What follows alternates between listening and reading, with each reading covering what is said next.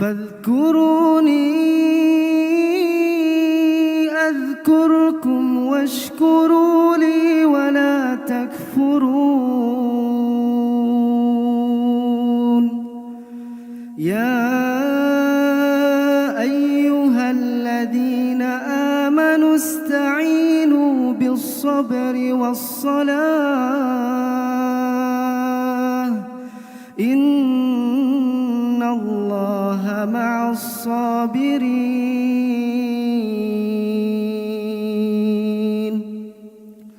ولا تقولوا لمن يقتل في سبيل الله أموات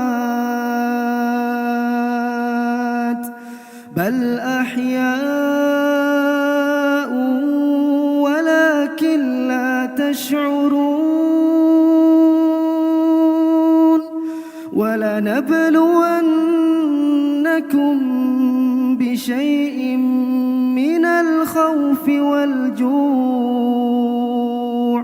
ونقص من الأموال والأنفس والثمرات وبشر الصابرين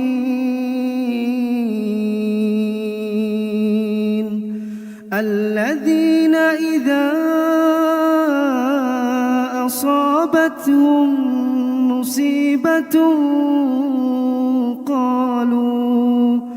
قالوا إنا لله وإنا إليه راجعون. أولئك